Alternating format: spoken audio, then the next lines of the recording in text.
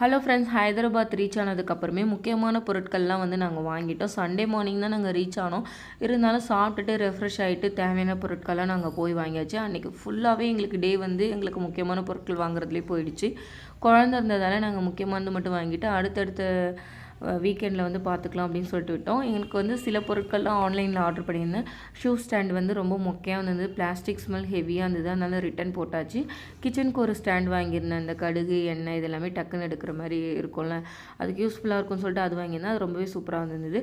Washing machine stand மட்டும் டேமேஜாக வந்துச்சுங்க. இது காஸ்ட் கொஞ்சம் அதிகம், ஆனால் வந்து ஹெவி மெட்டீரியல் அது இதுன்னு ரிவ்யூ போட்டிருந்தாங்க. அதை பார்த்து வாங்கி எங்களுக்கு ரிசீவ் ஆனது வந்து நல்லா இல்லை. அதனால் அதையுமே ரிட்டன் போட்டுட்டேன். அதுக்கப்புறமா ஃப்ரிட்ஜுக்கு வாங்கின ஸ்டாண்ட் வந்து நான் எக்ஸ்பெக்ட் பண்ணவே இல்லை. ரொம்பவே சூப்பராக வந்துருந்தது. அப்புறம் வந்து பாத்திரம்லாம் விளக்கிட்டு வைக்கிறதுக்காக ஒரு கூடை. இங்கே லோக்கல் கடையிலலாம் போய் வாங்கலாம், ஆனால் வந்து லாங்குவேஜ் தெரியணும். எங்களுக்கு வந்து லாங்குவேஜ் வந்து தெரியாதா, அதனால் பக்கத்தில் இருக்கிற கடைக்கெலாம் வந்து இன்னும் பழகலை. பக்கத்தில் என்ன கடை இருக்குன்னு அவ்வளோ தெரியாது. நம்ம ஊர்லலாம் மளிகை கடை, பால் வாங்குறதுக்கு எல்லாமே பக்கத்தில் இருக்கும். இங்கெல்லாம் அந்தமாரி இல்லவே இல்லை. சூப்பர் மார்க்கெட் தான் இருக்குது. எதுக்கு எடுத்தாலும் அங்கே போகிற மாதிரி இருக்குது.